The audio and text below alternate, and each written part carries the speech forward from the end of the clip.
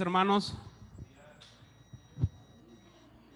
Pues nos gozamos de estar en la casa de oración, de poder estar en este lugar que el Señor nos ha provisto para poder congregarnos en el nombre de Cristo, en el nombre del Hijo de Dios, y como un cuerpo venir y alabar y darle gloria y darle gracias a nuestro gran Dios, a nuestro amado Señor, aquel que dio la vida por nosotros.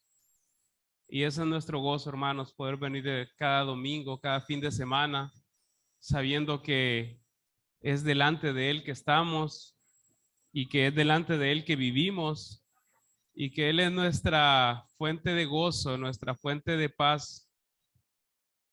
Hermanos, vamos a orar. Que el Señor nos guíe esta mañana. Vamos a ir a su palabra. Es algo muy profundo porque viene de la mente de Dios, pero rogamos esta mañana que Él obre en nosotros para que podamos comprender y entender bien su palabra. Así que, hermanos, acompáñenme y vamos a darle gloria a nuestro Dios, pidiéndole que Él nos instruya en su palabra. Padre, damos gracias, Señor, por tu bondad y tu misericordia, Señor. A ti te plació, Señor, tenernos en este lugar y es por tu voluntad que nosotros estamos aquí. Sabemos que no hay mejor lugar, Señor, para estar que poder estar en un lugar donde podamos escuchar y estudiar tu palabra. Pero sabemos, Señor, que solo la obra de tu Espíritu Santo puede hacer que tu palabra penetre en nuestros duros corazones y nos transforme a la imagen de tu Hijo Jesucristo.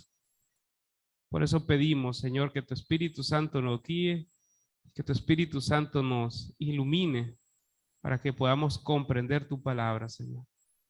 Oramos, te damos gracias en el nombre de Cristo Jesús. Amén. Hermanos, continuamos. Primera carta de los Corintios. Ya vamos por el capítulo 2. Y como ustedes saben, estudiamos la palabra versículo por versículo y no nos saltamos ningún versículo, aunque sea muy difícil y aunque tenga algunas palabras que de repente no nos gusten como hombres escucharlas. Es nuestro deber delante de Dios poder ver toda la palabra del Señor sin excluir ninguna parte. Y quiero decirles que la carta de Primera de Corintios, yo creo que sería una de esas cartas que como iglesia nos gustaría evitarla un poco, tratar de no pasar mucho por Primera de Corintios. ¿Saben por qué? Porque Primera de Corintios revela la naturaleza pecaminosa de una iglesia y revela la necesidad de corrección que la iglesia tiene. Y nos damos cuenta que nuestro santo Dios en ningún momento a ninguna de sus iglesias ha querido pasar por alto su pecado en ninguna manera. Así que, hermanos, nosotros no vamos a hacer la excepción. El santo Dios al que nosotros adoramos, si nosotros también nos desviamos, también vamos a recibir la reprensión y la corrección de nuestro santo Dios. Pero eso, hermanos, si llega a pasar eso, recibir la corrección de nuestro Dios, va a ser la mejor noticia que nosotros vamos a poder recibir. Porque la palabra dice que el Señor, al que ama, disciplina, ¿verdad? Corrige y azota a aquel que toma por hijo, ¿verdad? Entonces cuando vemos al Señor actuando, cuando vemos al Señor corrigiendo, cuando vemos a este Señor con tanto interés en la iglesia, nosotros deberíamos gozarnos, aunque el Señor nos tenga que señalar aquellas cosas en las que nosotros estamos fallando. Y Primera de Corintios es eso, hermanos, es una carta dura y me imagino que para la iglesia cuando la recibió en su momento fue muy duro ver cómo el apóstol le escribía estas palabras que fueron muy firmes, fueron muy impactantes seguramente para la iglesia, Y en segunda de Corintios, cuando Pablo le vuelve a escribir a la iglesia, él les dice que le dio dolor y que le dio pesar escribir esa carta con tanta dureza, pero les dice, pero era necesario. Y así es nuestro Dios. Aunque sea duro para nosotros escuchar su palabra, el Señor va a dar su palabra conforme a la necesidad que tenemos y no conforme a nuestros deseos y nuestros anhelos. Primera de Corintios es una carta que tiene mucha corrección, hermanos. Yo espero que nosotros, si de alguna manera nos identificamos con lo que estemos viendo en Primera de Corintios, estemos dispuestos a recibir la corrección, porque el anhelo del Señor es nuestra santificación. Y se le escribió esta carta a los Corintios es porque el Señor no estaba desechando a su iglesia de Corinto. Miren qué bonito y cómo es el Señor. Era una iglesia que tenía mucho pecado, una iglesia que tenía mucha corrección, que tenía mucha indisciplina en cuanto a la enseñanza de la sana doctrina y la práctica de la sana doctrina, pero el Señor no la desechó como es iglesia, sino que como es la iglesia que Él compró con su sangre, es la iglesia que Él quiere purificar y es la iglesia que Él quiere perfeccionar. Hermanos, nosotros somos la iglesia de Cristo, los que hemos sido redimidos por la sangre de Cristo. Entonces, el Señor no nos va a rechazar por nuestro pecado. Lo que el Señor va a hacer es limpiarnos de nuestro pecado. Y si para la limpieza Él tiene que ser duro con nosotros, hermanos, gloria a Dios y gracias a Dios por la disciplina del Señor cuando sea necesaria. Solo que nosotros sabemos que la palabra de Dios dice que si alguno hubiera cometido pecado, ¿qué es lo que tenemos que hacer? Confesar nuestros pecados y el Señor es fiel y justo para perdonar nuestros pecados y limpiarnos de toda maldad. O sea, no es necesario que esperemos que la disciplina del Señor venga. Lo que tenemos que hacer es confesar nuestros pecados y apartarnos de Él para que el Señor nos limpie, nos perdone y nos limpie. Así que vamos a ver, hermanos, primera carta de Corintios, capítulo 2. Vamos a ver desde del versículo 6 en adelante.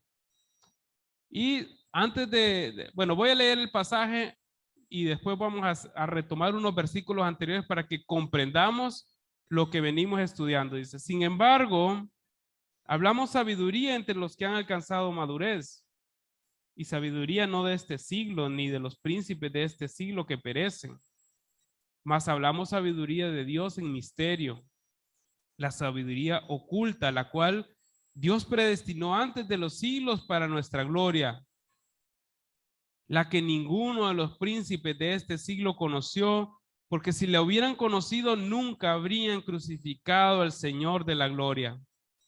Antes bien, como está escrito, cosas que ojo no vio, ni oído oyó, ni han subido en corazón de hombres, son las que Dios ha preparado para los que le aman. Pero Dios nos la reveló a nosotros por el Espíritu, porque el Espíritu todo lo escudriña aún lo profundo de Dios. Porque ¿quién de los hombres sabe las cosas del hombre, sino el Espíritu del hombre que está en él? Así tampoco nadie conoció las cosas de Dios, sino el Espíritu de Dios. Y nosotros no hemos recibido el espíritu del mundo, sino el espíritu que proviene de Dios, para que sepamos lo que Dios nos ha concedido. Lo cual también hablamos, no con palabras enseñadas por sabiduría humana, sino con la que enseña el espíritu, acomodando lo espiritual a lo espiritual. Pero el hombre natural no percibe las cosas que son del espíritu de Dios, porque para él son locura y no las puede entender porque han de discernirse espiritualmente. En cambio, el espiritual juzga todas las cosas, pero él no es juzgado de nadie. ¿Por qué? ¿Quién conoció la mente del Señor? ¿Quién lo instruirá? Mas nosotros tenemos la mente de Cristo. Hermanos, gloria a Dios. El Señor nos ha dado la mente de Cristo, pero tenemos que ver cómo nosotros podemos vivir nuestra vida bajo esa mente de Cristo y no como carnales. Ok, hermanos. Recordamos, hemos venido hablando desde el capítulo 1, cómo Dios desde el principio dice que hace un llamado a la santidad. O sea, una iglesia que está en desorden, el llamado de Dios es que se ordene, que venga a vivir en santidad. Una iglesia que ha perdido la comunión, o sea, esa relación estrecha con Cristo y se ha empezado a dejar llevar por sus pasiones y deseos, el llamado es a la comunión con Cristo. Como dice el capítulo 1, versículo 9. Miren que el capítulo 1, versículo 2 dice que somos llamados a la santidad. El capítulo 1, versículo 9 dice que somos llamados a la comunión con su Hijo Jesucristo. Y después de esto, de ser llamados a la santidad, ser llamados a la comunión con Cristo, se nos viene y el apóstol empieza a hablar de la grandeza y la gloria del evangelio por el cual nosotros hemos sido salvados. Y en esa grandeza, en esa gloria del evangelio, el apóstol exalta la obra de Cristo y señala nuestra bajeza. ¿Recordamos qué fue lo que escogió Dios en el mundo? A nosotros, ¿qué somos?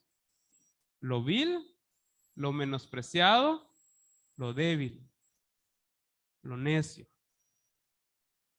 ¿Por qué? Porque el evangelio busca a exaltar al que merece verdaderamente la exaltación, a Cristo Jesús, nuestro Señor. Entonces, veíamos en lo que nos predicó el pastor Ariel la semana pasada, que decía que no hay muchos sabios entre nosotros. Y decía él que él no venía hablando sabiduría humana. O sea, que su predicación no se basó en la sabiduría humana, no se basó en palabras persuasivas, no se basó en una predicación muy elaborada en base a términos, en base a historias, sino que él se propuso únicamente predicar a Cristo y a este, ¿cómo lo predicaba? Crucificado, ¿verdad?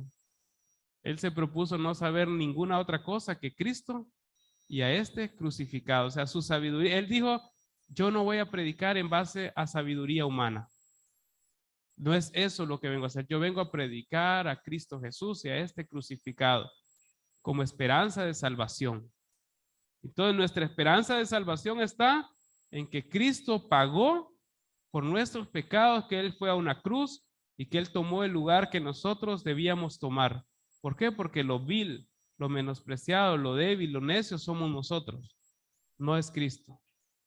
Él tomó nuestro lugar en esa cruz. Ahora, Pablo está diciendo, estaba diciéndoles, yo no vine a hablarles con sabiduría humana. Pero en el versículo que está introduciendo, en el pasaje que vamos a ver hoy, es como que va a ser como una anotación que hace referencia a un cambio. Entonces, vamos a leer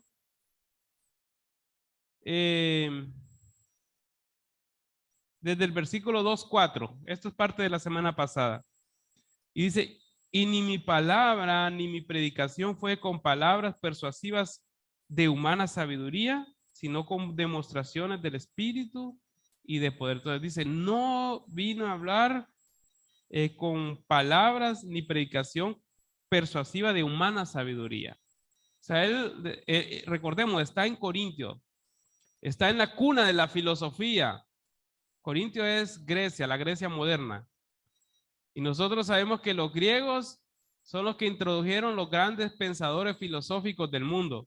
Platón, Aristóteles, Sócrates y una lista de personajes que nos enseñan en el colegio, en escuela, en cuanto al pensamiento filosófico.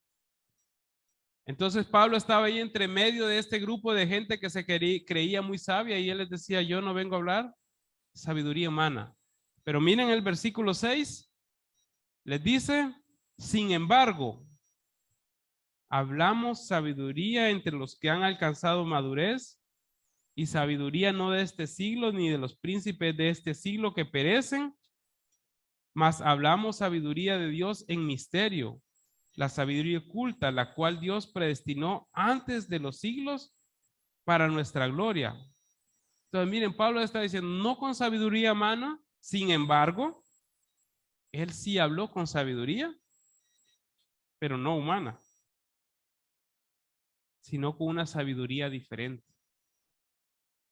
Ahora, Pablo estaba diciendo aquí, miren que hay algo muy importante que nosotros debemos notar. Porque la carta de 1 Corintios es una corrección para la iglesia. Dice, sin embargo, hablamos sabiduría entre los que han alcanzado madurez. Entonces, aquí nos podemos hacer una pregunta y decir, ¿con qué personas sí Pablo se podía hablar de una manera apelando a la sabiduría que él podía tratar de comunicar? Entre los que han alcanzado madurez. Porque los que no han alcanzado madurez, ya lo vamos a ver adelante, no puede, que van a querer encajar lo humano con lo espiritual. Y aquí adelante Pablo le estaba diciendo a la iglesia que él iba a encajar lo espiritual con lo espiritual. Él no iba a hacer una mezcla entre cosas espirituales y cosas humanas. O sea, no iba a hacer una mezcla entre el reino de los cielos y el reino de los hombres. Él iba a hablar lo espiritual en base a lo espiritual. Y no iba a tratar de acomodar el evangelio a un evangelio humano. Saben, tenemos un gran problema en la iglesia moderna. La iglesia moderna quiere presentar el evangelio de Cristo de una forma que le guste a las personas escuchar el mensaje. Y ha empezado, y desde hace muchos años creo, hay un movimiento que adorna, que pretende adornar el evangelio, que está buscando formas bonitas para presentar el evangelio para que la gente lo reciba con agrado. Y empiezan a maquillar el evangelio, ¿verdad? Y una de las expresiones más comunes que se ha venido transmitiendo es hacerle ver a la persona como, ¿usted quiere ir al cielo? Sí, el cielo es muy bonito, en el cielo no hay pecado, en el cielo las calles son de oro, mar de cristal, y es cierto, la Biblia narra la descripción del cielo, ¿verdad? Entonces, usted quiere ir al cielo, ¿y cuántas personas creen que levantan la mano y dicen, sí, yo quiero ir al cielo? Entonces, sí, yo quiero ir al cielo. Qué bonito. Ah, usted quiere ir al cielo. Entonces lo que usted tiene que hacer es aceptar a Cristo como el Señor y Salvador de su vida. ¿Quiere aceptar a Cristo como el Señor y Salvador de su vida? Sí, sí, sí, porque quiero ir al cielo. Entonces haga esta oración conmigo, repita conmigo. Padre, yo reconozco que soy pecador y en este día yo te entrego mi vida y recibo a Cristo como el Señor y Salvador de mi vida. Y después de eso le dicen, usted es un hermano porque usted ha recibido a Cristo en su corazón. Y esta persona dice, yo tengo a Cristo en mi corazón. Ok, pero en ningún momento se le dijo por qué necesita a Cristo. Y tampoco se le dijo de qué lo quiere salvar Dios. Y tampoco se le habló de por qué no puede estar en ese cielo. Y tampoco se le dijo que era imposible para él, por sus propios medios, lograr el favor de Dios. Así que se le inyectó una vacuna del evangelio que le hace creer en sí mismo que es una persona creyente y empieza a vivir su vida y se da cuenta que en su vida no hay cambios, sigue viviendo su vida de la misma manera, pero en su corazón y en su mente dice, pero yo ya soy creyente. Pero yo ya soy creyente, porque en algún momento yo hice una oración allá, en aquel momento con aquella persona que me dijo y quería ir al cielo, yo le dije que sí hice una oración, entonces seguramente yo voy al cielo porque hice esa oración. Hermanos, la sabiduría de Dios es diferente. La sabiduría humana, les voy a leer un pasaje y quiero que me acompañen a leer en el libro de Santiago, capítulo 3, versículos 15 en adelante. Santiago capítulo 3, versículo 15 dice, porque esta sabiduría no es la que desciende de lo alto, hablando de la sabiduría humana, Santiago capítulo 3, versículo 15. Porque esta sabiduría no es la que desciende de lo alto, sino terrenal, animal y diabólica. Así es la sabiduría humana.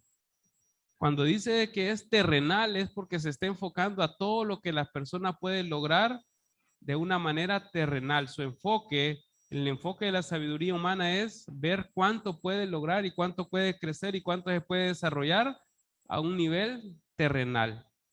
Y es por eso que nosotros vemos que el mundo invierte mucho en educación.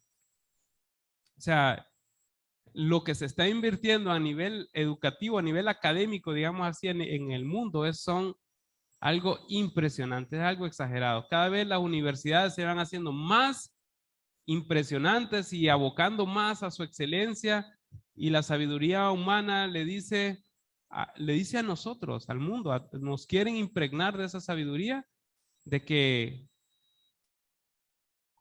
uno de los dichos más famosos, ¿sabe?, que hay en este mundo, el mejor legado que le puede dejar un padre a sus hijos es la educación, ¿verdad? Eso es. Entonces, como esa sabiduría ha calado el corazón de las personas, entonces los padres se han esforzado en meter y meter y desgastarse y hacer todo lo que puedan, endeudarse si es necesario, para que sus hijos tengan la mejor educación posible.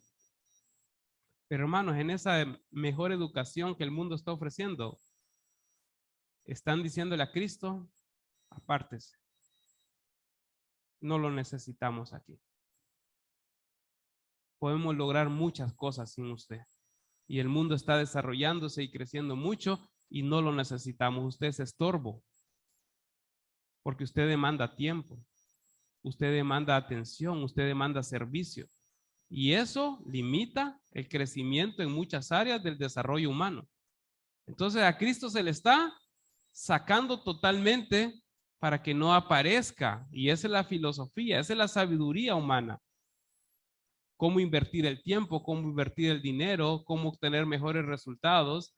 Y humanamente hablando, les voy a decir, van a tener mejores resultados si sacan a Cristo de la ecuación. Van a disponer de más tiempo, van a disponer de más recursos, no van a tener limitantes, van a ir conforme a la corriente de este mundo. Entonces van a lograr muchas cosas. Por eso es la sabiduría del mundo es terrenal, porque se enfoca en lo que puede usted obtener terrenalmente. Aparte de Santiago describe esta filosofía, esta sabiduría como animal. La idea es que es instintiva. O sea, la filosofía y la sabiduría del mundo está hecha para que usted logre recibir el mayor de los placeres que este mundo le pueda recibir, le pueda entregar a usted y que usted pueda recibir.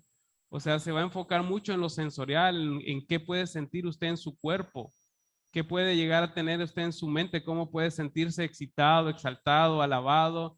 Y es una filosofía centrada en el yo, y la sabiduría es cómo usted logra maximizar, cómo logra llegar al máximo de los beneficios que puede tener en esta tierra para tener todos los placeres y gustos y anhelos que usted quiera.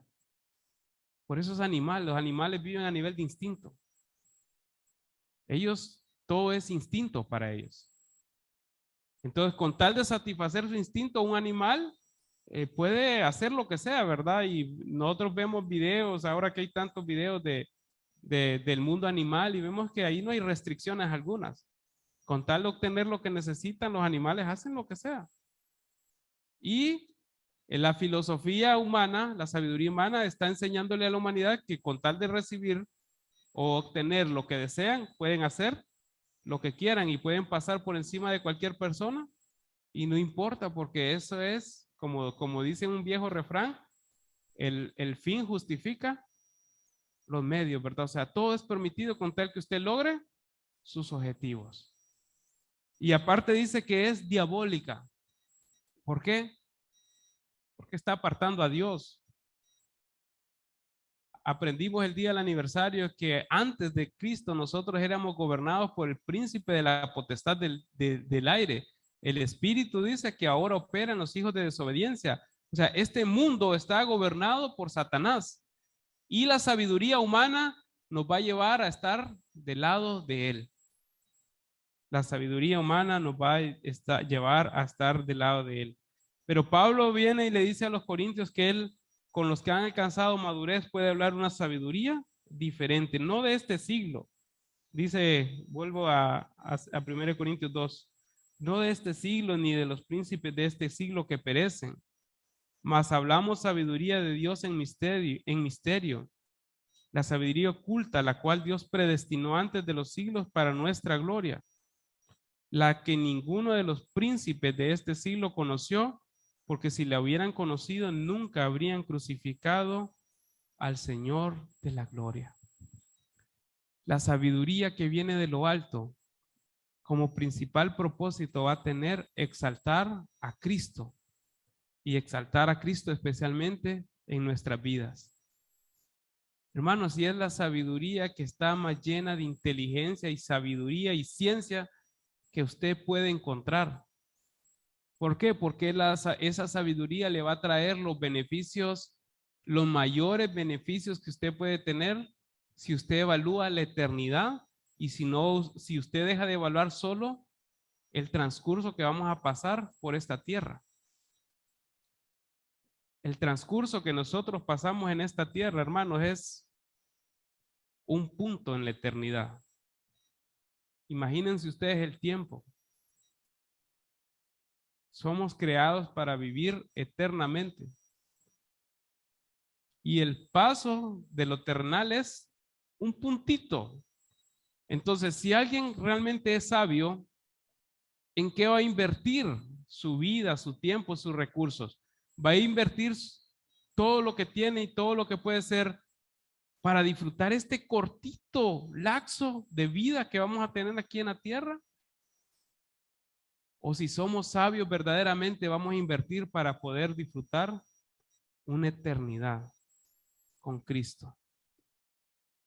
Por eso Cristo, cuando dio el sermón del monte, con respecto a poder hacer tesoros, Él dijo, no os hagáis tesoros en la tierra. Y dijo algunas razones, ¿verdad? Donde el hollín corrompe, donde ladrones hurtan, o sea, donde las cosas son inciertas y donde las cosas son inseguras.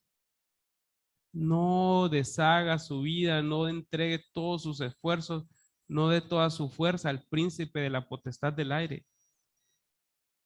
¿Por qué? Porque lo que va a lograr obtener aquí usted en esta tierra es algo que lo va a disfrutar de una forma muy momentánea. La sabiduría que viene de Dios es la sabiduría que nos revela la grandeza del Evangelio de Cristo. Es la sabiduría que nos hace ver a Cristo valioso. Es la sabiduría por medio de la cual nosotros abrazamos a Cristo y renunciamos a todo lo que nosotros podamos tener aquí en esta tierra. Es la sabiduría que nos abre los ojos y nos pone a ver la eternidad y nos quita solo los ojos de ver el corto plazo en el que nosotros vamos a vivir aquí en la tierra. Y saben, esa sabiduría, lo bonito es, dice que hablan sabiduría en misterio. Versículo 7, más hablamos sabiduría de Dios en misterio. La sabiduría oculta, la cual predestinó antes de los siglos para nuestra gloria. Hermanos, por mucho tiempo la humanidad, cuando algo es un misterio, es cuando algo está oculto, cuando no se ha revelado. Perdón, por eso se le llama misterio, pero esa sabiduría que antes fue un misterio, que antes no había sido revelado, por medio de Cristo fue revelado. ¿Y qué fue lo que fue revelado? El plan eterno de Dios de redención, el plan del eterno Dios que de antes, dice, de la fundación del mundo, ya se había propuesto salvar a las personas por medio de su Hijo Jesucristo.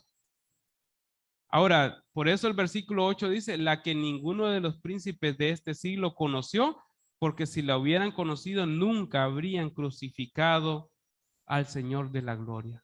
Si el mundo, si cualquier filósofo, si cualquier rey, si cualquier príncipe, si cualquier entendido hubiera comprendido esa sabiduría, cuando Cristo entró a la tierra no hubiera recibido rechazo, hubiera recibido gloria. hubiera recibido exaltación. Porque esa sabiduría que pone nuestra mirada en la eternidad nos lleva a darnos cuenta que nuestra mejor decisión es entregarnos por completo a nuestro Señor Jesucristo. Porque ahí es donde nosotros tenemos seguridad, ahí es donde nosotros tenemos garantía de un futuro eterno lleno de gozo, lleno de paz, lleno de bendición, lleno de abundancia, libre de cualquier enfermedad, pobreza, escasez, plagas, destrucciones, cualquier cosa que aflige el corazón humano en Cristo, en la eternidad no va a existir para nosotros, hermanos. Ese sí es un futuro glorioso, esa sí es sabiduría, aspirar a un futuro de esa naturaleza. Pero aspirar a un futuro en el que yo de repente puede llegar a tener comodidades terrenales, pero que mi mente va a estar preocupada, ¿qué pasa si pierdo esto? ¿Qué pasa si ya no tengo lo otro? ¿Qué pasa si las condiciones cambian? ¿Qué pasa si el cambio de gobierno trae situaciones diferentes para el país? ¿Qué pasa si el país sigue con el mismo sistema? Y tenemos ese montón de preocupaciones y nuestra vida está enfocada en tener lo terrenal. Hermanos, esa no es una vida de paz, no es una vida de gozo, no es la vida al que el Señor nos ha llamado a vivir. La sabiduría de lo alto es diferente. Vamos a volver a Santiago, capítulo 2, o 3, perdón, donde vimos la parte de la sabiduría humana. Capítulo 3, versículo 17. Leímos anteriormente el versículo 15, ahora leamos el versículo 17. Dice, pero la sabiduría que es de lo alto es primeramente pura, después pacífica, amable, benigna, llena de misericordia y de buenos frutos, sin incertidumbre ni hipocresía. Hermanos, ¿quién logra prosperar en esta tierra con esa filosofía, con esa sabiduría?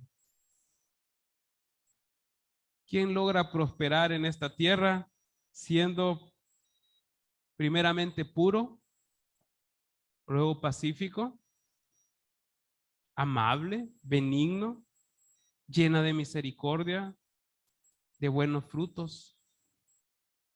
Hermanos, este mundo, el sistema de este mundo está hecho para que los más agresivos, los más fuertes, los más aborazados, los que estén dispuestos a tener el corazón más duro, puedan seguir adelante y crecer.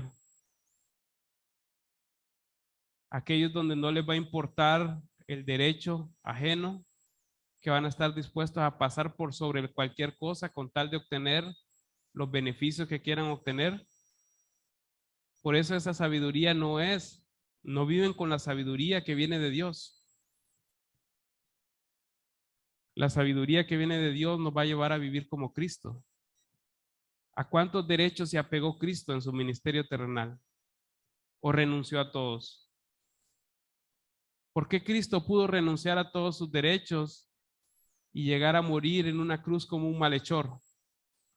Porque él vivía conforme a la sabiduría de lo alto. Y en el libro de Hebreos capítulo 12, versículo 2 nos dice que Cristo tenía puestos los ojos en el galardón. Él estaba viendo lo que había después de haberse sometido totalmente a la voluntad de Dios. Menospreció lo oprobio, dice, o sea, menospreció el desprecio, porque vio el futuro. ¿Y qué vio Cristo en el futuro? Vio su reino eterno de gloria. Vio su reino de justicia. Vio su reino de paz. Pero encomendó todas las cosas en su ministerio terrenal al Dios y Padre, como nosotros debemos hacerlo. Y sí, posiblemente podamos llevar el mismo rumbo de Cristo, de menosprecio, de maltrato, de muerte. Pero saben, si nosotros tenemos nuestros ojos puestos en lo eterno, lo vamos a hacer con gozo, sabiendo que es la voluntad del Señor. Y si los príncipes de este siglo hubieran entendido eso, cuando Cristo vino hubiera recibido alabanzas y no menosprecio, hubiera recibido gloria. Así que, hermanos, si comparamos la sabiduría de Dios con la sabiduría humana, vamos a darnos cuenta que la sabiduría humana va a tener impactos a nivel de lo que es terrenal. pero la sabiduría de Dios va a tener impactos a nivel de lo que es eterno. ¿Ok?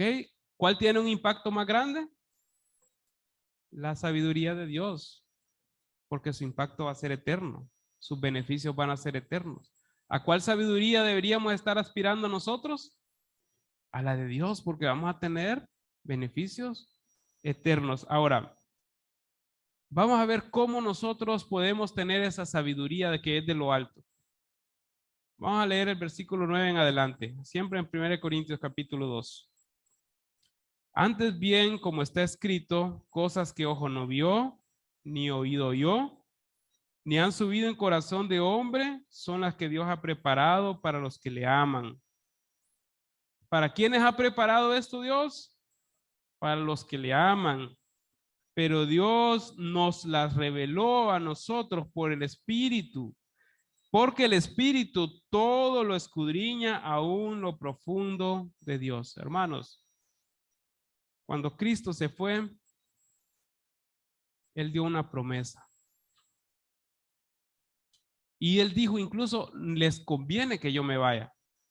Vamos al libro de el Evangelio según San Juan, capítulo 16.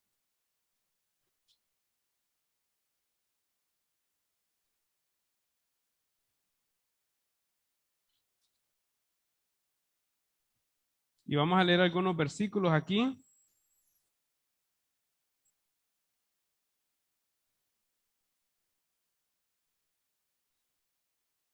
16:7 dice, pero yo os digo la verdad, y es nuestro Señor Jesucristo hablando. Yo os digo la verdad, os conviene que yo me vaya, porque si no me fuere, el Consolador no vendría a vosotros, mas si me fuere, os lo enviaré. Y cuando Él venga, convencerá al mundo de pecado, de justicia y de juicio. Entonces vemos la promesa del Padre, de Cristo, diciéndonos, es más conveniente que yo me vaya porque Cristo estaba bajo un ministerio terrenal. No es que Él no tenía la capacidad o el poder de hacer eso, pero Él había decidido en su humillación, por ejemplo, rechazar su omnipresencia para poder estar en un solo lugar en su cuerpo humano. Pero con la venida del Espíritu Santo venía nuevamente la plenitud de Dios, que Él puede estar en todo lugar, en todo tiempo, con su plenitud total, en el lugar donde esté. Y Él viene, dice, a nosotros. Entonces es el Espíritu de Dios el que viene a nosotros y se vuelve nuestro consolador y nuestro maestro, el que nos enseña todas las cosas. Y en 1 Corintios dice que el Espíritu escudriña aún lo profundo de Dios. Pero Dios nos la reveló a nosotros por el Espíritu, porque el Espíritu todo lo escudriña aún lo profundo de Dios. Porque ¿quién de los hombres sabe las cosas del hombre sino el Espíritu del hombre que está en él? Así tampoco nadie conoció las cosas de Dios sino el Espíritu de Dios. Y nosotros no hemos recibido el Espíritu del mundo, sino el Espíritu que proviene de Dios, para que sepamos lo que Dios nos ha concedido. Hermanos, qué privilegio tan grande para la iglesia. Es cierto, la iglesia tenía problemas de doctrina y de comportamiento, pero Pablo le estaba recordando a la iglesia que habían recibido el Espíritu de Dios. Es decir, si habían recibido el Espíritu de Dios, la iglesia tenía esperanza y la iglesia podía ser corregida y seguramente la iglesia iba a ser victoriosa sobre el pecado porque la iglesia iba a ser gobernada por el Espíritu de Dios. Y eso es muy importante que lo recordemos como iglesia, hermanos. El Espíritu que Dios nos ha dado es el Espíritu de santidad, es el Espíritu de Dios. Y es el Espíritu el que hace la obra en nosotros. Ya hemos visto, ya hemos estudiado la incapacidad que tenemos nosotros de llegar al estándar de Dios, de ser la persona que el Señor quisiera que nosotros seamos. Pero el poder del Espíritu que está en nosotros, Él nos llevará a ser como Cristo. Entonces, esta revelación de la sabiduría de Dios por la cual nosotros podemos vivir, viene por medio del Espíritu Santo que nos fue dado a nosotros. Ahora, hay una cuestión que la iglesia tiene que entender y que nosotros tenemos que entender. Recuerdan que nuestro Señor Jesucristo contó una parábola, narró una parábola que se le ha llamado normalmente el trigo y la cizaña, ¿verdad? Y en la cual el Señor estaba enseñando que en su campo, donde Él sembró la buena semilla, donde nace el trigo, que es lo que Él plantó, también Satanás vino y plantó cizaña, y la cizaña creció junto al trigo. Y en el crecimiento era imposible para los agricultores arrancar el trigo y querer sacar solo la cizaña, porque como se parecen mucho, podrían dañar el trigo. Y el Señor le dijo a los que le decían, ¿quieres que vayamos a arrancar la cizaña? Y él le dijo, no, esperemos el tiempo de la siega. O sea, esperemos el tiempo de la cosecha y que el fruto revele quién es quién. El fruto del trigo iba a revelar que era trigo y el fruto de la cizaña iba a revelar que era cizaña.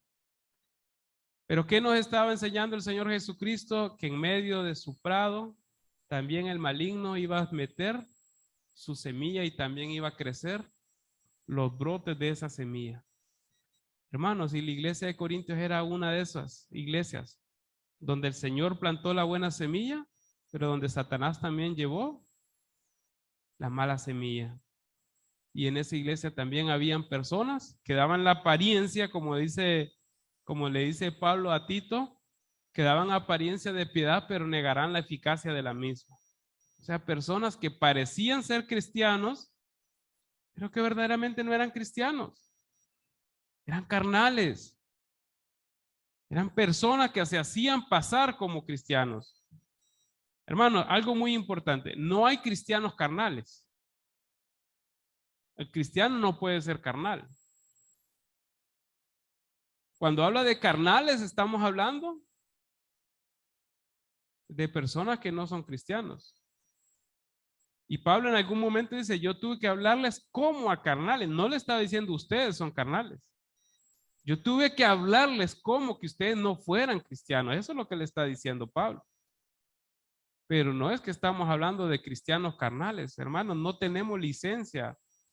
No hay licencia de Dios de decir, de que Él va a decir, es que Dios tiene hijos carnales y hijos espirituales. No, Él solo tiene hijos espirituales. Los carnales son aquellos que son cizaña, que están en medio, que parecen, pero no son. Entonces dice el versículo 14, pero el hombre natural no percibe las cosas que son del Espíritu de Dios, porque para él son locura y no las puede entender porque se han de discernir espiritualmente. Entonces, cuando Pablo quería hablar las revelaciones de la sabiduría de Dios y aquellas cosas que nos llenan de gozo a los que amamos al Señor, los naturales, o sea, los que solo estaban ahí dando apariencia de piedad, no las podían comprender. ¿Saben por qué no las podían comprender? Porque dice que se han de discernir espiritualmente. ¿Cuándo nosotros podemos discernir las cosas espiritualmente? Cuando el Espíritu de Dios mora en nosotros. ¿Y cuándo muere el Espíritu de Dios en nosotros? En el libro de los Efesios, capítulo 1, versículo 13, dice que nosotros cuando escuchamos el mensaje de salvación y cuando lo creímos, fuimos sellados con el Espíritu Santo. Entonces, ¿cuándo fue que recibimos el Espíritu? Cuando escuchamos y creímos el Evangelio, el verdadero Evangelio, aquel no el Evangelio adornado, sino el verdadero Evangelio de Jesucristo. Desde el momento que el Señor obró en nosotros la fe para creer, desde ese momento el Espíritu Santo vino a nosotros y por eso nosotros podemos discernir las cosas espirituales, porque es el Espíritu Santo que conoce todo lo profundo de Dios, que nos enseña a nosotros esas cosas espirituales. Pero el hombre natural, dice, no las puede discernir. Esta palabra, pónganle atención en el versículo 14. Dice, pero el hombre natural no puede percibir las cosas del Espíritu de Dios porque para él son locura y no las puede entender porque se han de discernir espiritualmente. O sea, discernir quiere decir comprender, entender, analizar. Y esa palabra es muy importante para comprender el siguiente versículo. Entonces, ahí en el folletito yo les puse, en el tercer inciso dice, natural o espiritual. Y yo quiero que nosotros nos evaluemos a nosotros mismos y podamos vernos y poder llegar a una conclusión y decir si nosotros somos naturales o si somos espirituales. ¿Por qué? Porque si el Señor le revela que es natural, el Señor lo que le está revelando es que necesita volver a los versículos anteriores que vimos y comprender el glorioso evangelio de nuestro Señor Jesucristo y tomar verdaderamente una decisión de arrepentimiento y de entrega al Señor Jesucristo para que Él sea el que gobierne nuestras vidas. ¿Por qué? Porque el hombre natural, dice, no percibe las cosas que son del Espíritu de Dios, pues para él son locura. O sea, es locura pensar que la crucifixión verdaderamente de Cristo es suficiente como para pagar por todos nuestros pecados. Para él es locura, para el natural es locura porque siempre sigue pensando que tiene que haber algo bueno en él que el Señor haya visto por el cual ha sido llamado a la salvación. Para él es locura porque no puede comprender cómo la salvación puede obrarse 100% por Dios y 0% la participación nuestra, que es una obra exclusiva de Dios y que no es algo en lo cual nosotros podamos jactarnos de que pusimos nada, ni el 0.001%, nosotros no pusimos nada. Hermanos, y para el hombre natural es locura porque él no puede comprender cómo Dios salva sin que nosotros participemos en la salvación. El hombre natural quiere exaltarse de alguna manera y sentir que colaboró en algo con Dios para esa salvación, y es una locura pensar que solo es una obra pura y única y exclusivamente de Dios. Ahora miremos el versículo 15. El versículo 14 y 15 tenemos que mirarlo forzosamente juntos. ¿Por qué? Porque dice, en cambio, o sea, está presentando, es como que agarren una moneda y primero miren una cara y después miren la otra cara. O sea, no podemos concluir sin ver las dos caras.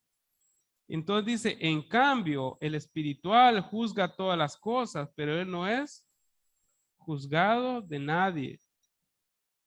Y miren, dice, el espiritual. ¿Quién es el espiritual? El espiritual es el que está gobernado por el Espíritu Santo. El espiritual es el que vive amparado en las ordenanzas del Señor Jesucristo. Es aquel que el fruto del Espíritu se hace evidente. Y si quieren comprender más de quién es el espiritual, pueden leer en Gálatas capítulo 5, versículos 21 en adelante, y van a encontrar una descripción de alguien que es espiritual. ¿Por qué? Porque el fruto evidencia que es espiritual. Si nosotros preguntamos a todo el mundo y le decimos, ¿usted se considera una persona espiritual? Todo el mundo va a decir, sí, yo soy, no soy tanto, pero sí soy algo espiritual. Pero todos se van a considerar espirituales. Ahora, si le preguntamos a esta misma persona y decimos, ¿usted está siendo gobernado por Cristo y dirigido por el Espíritu Santo? De repente van a decir, la verdad que a veces. No, y yo todavía hago las cosas que me gustan y hay ciertas cosas de las que el Señor quiere que yo haga que no van conmigo, entonces no. Ese es el natural, el que no comprende, el que no entiende la dirección y la gobernanza de Cristo sobre su vida. Aquel al cual el Espíritu Santo no le ha convencido de pecado, de justicia y de juicio. Pero el espiritual es aquel que el Espíritu le ha mostrado su naturaleza pecaminosa, le ha mostrado su necesidad de salvación, le ha mostrado que Cristo es el Rey, que Él es el que gobierna, que Él es el que manda, y ha renunciado a todos sus derechos para hacer la voluntad de Cristo. Entonces dice, en cambio el espiritual juzga todas las cosas. ¿Qué quiere decir? ¿Qué hace el espiritual cuando dice juzga todas las cosas? Miren que esa palabra juzga, yo les decía que es muy importante, porque en el carnal decía que no puede discernir las cosas del espíritu. Y esa palabra discernir en el griego es exactamente la misma palabra que usa para el espiritual cuando dice que juzga. O sea, el espiritual lo que hace es discierne, entiende, comprende, pone su sentido y analiza lo que está escuchando, lo que está viendo, y lo lleva y lo compara a la luz de aquello que el Espíritu Santo le va a mostrar, y va a gobernar su vida a la luz de lo que el Espíritu Santo le muestre. Es decir, va a someter todo a la luz de lo que el Espíritu Santo le pueda guiar. ¿Y cómo va a guiar, cómo va a guiarnos el Espíritu Santo? Nos va a guiar con su palabra. El Espíritu Santo va a venir y va a traer su palabra a nuestra mente ante cada situación que nosotros queramos analizar, y el Espíritu Santo va a hacer que lo que tengamos de la palabra de Dios en nosotros salga a la luz para que decidamos actuar conforme a la palabra de Dios. Y esa va a ser la obra del Espíritu Santo, estarnos recordando constantemente lo que la palabra de Dios dice, llevándonos a actuar conforme a lo que la palabra de Dios dice. Por eso dice, el espiritual juzga, o sea, el espiritual discierne, analiza, piensa a la luz de la palabra todas sus acciones y se compromete a vivir de acuerdo a lo que la palabra de Dios dice. Y por eso dice después, y no es juzgado, pero él no es juzgado por nadie. O sea, ¿por qué sería juzgado el espiritual? ¿Por someterse a la palabra de Dios? ¿Por ser dirigido por el Espíritu Santo? ¿Es algo que amerita juicio? Y si le juzga, ¿qué se le va a encontrar? Que actuó correctamente. ¿A quién le va a juzgar? Aquel que actúa conforme a la dirección del Espíritu Santo. Aquel que discierne bien lo que va a hacer a la luz de la palabra del Señor, porque es espiritual. Entonces, ¿carnal, hermanos, o espiritual? ¿Discernimos las cosas del Espíritu? ¿Sometemos todo a prueba a la luz de la palabra? ¿O tratamos de encontrar razones humanas y explicaciones humanas de por qué actuamos como actuamos? Ese es el carnal. Aquel que siempre va a buscar una excusa para decir por qué no se sometió a la voluntad de Dios. Y hay tantos ejemplos, hermanos, del día a día que nos muestra cuando nosotros no queremos someternos a la voluntad de Dios. Eso lo dejo para que el Señor les muestre a cada uno de ustedes de qué manera pueden observar sus propias vidas, si estamos viviendo como carnal o como espiritual. Ahora, el versículo 16. Entonces, aquí hay una, porque es como cuando se está contestando una pregunta, ¿verdad? Entonces, porque ¿quién conoció la mente del Señor? ¿Quién le instruirá? Mas nosotros tenemos la mente de Cristo. Y ese porque asume que hay una pregunta anterior. Y la pregunta anterior podría ser, ¿y por qué no es juzgado el espiritual? ¿Y por qué a él no se le va a juzgar? Porque ¿quién conoció la mente del Señor? Recordemos que el espiritual está dejándose guiar por el Espíritu Santo, y anteriormente decía que el Espíritu todo lo sabe, aún lo profundo de Dios. ¿Quién le instruirá? Mas nosotros tenemos la mente de Cristo, hermanos. ¿Por qué nosotros podemos vivir como espirituales y no como carnales? Porque nosotros tenemos la mente de Cristo. ¿Por qué tenemos la mente de Cristo? No porque hemos desarrollado la mente para llegar a ser como de Cristo, es porque el Espíritu Santo ha venido a morar en nosotros. Ahora, ¿cuál es nuestra tarea? Es discernir, es juzgar todas las cosas. ¿Qué quiere decir? Poner en uso la mente de Cristo. Eso es lo que nosotros tenemos que hacer. Esta mente que el Señor nos ha dado, que piensa conforme piensa la mente de Cristo, que ve la vida como la ve Cristo, que ama al Padre como ama, como ama Cristo. Esa es la idea. La mente de Cristo nos va a llevar a actuar como actuaría Cristo.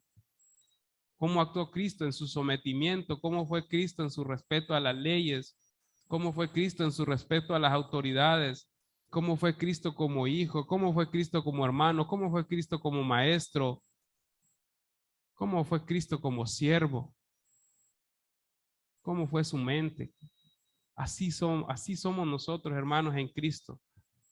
Si nos dejamos guiar, si dejamos que el Espíritu Santo gobierne sobre nosotros, si vamos renunciando día a día a nuestro pecado, y cada día nos vamos entregando más al dominio del Espíritu Santo, es la mente de Cristo la que va a obrar en nosotros y nos va a llevar a vivir la vida santa.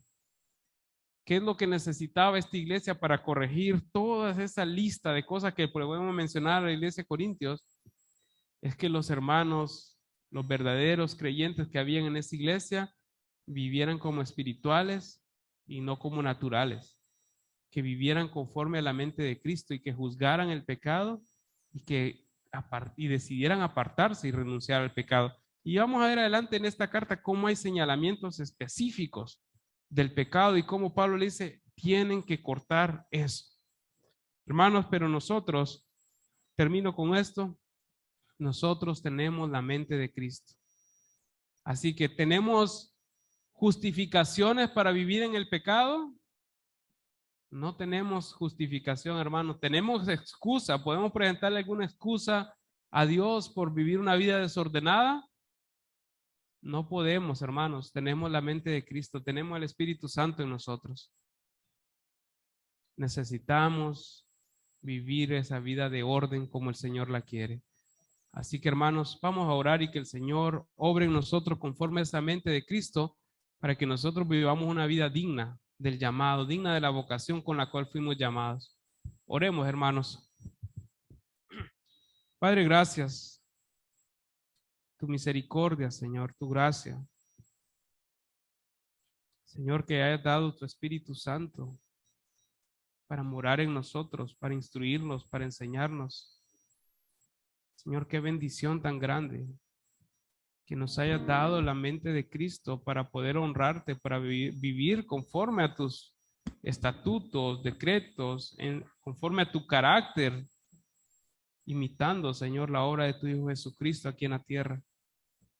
Gracias, Señor. No somos dignos, no somos merecedores de nada de tu favor, pero vemos, Señor, en esta mente de Cristo tu gran favor y tu misericordia.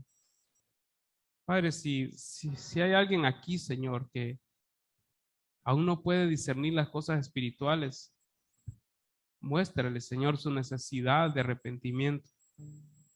Muéstrale, Padre, que necesita entregar su vida a tu Hijo Jesucristo para que pueda venir, Señor, en arrepentimiento, reconocer su bajeza, su vileza, su maldad y clamar por el favor de Cristo. Te doy gracias, Señor. En el nombre de Cristo Jesús oramos. Amén.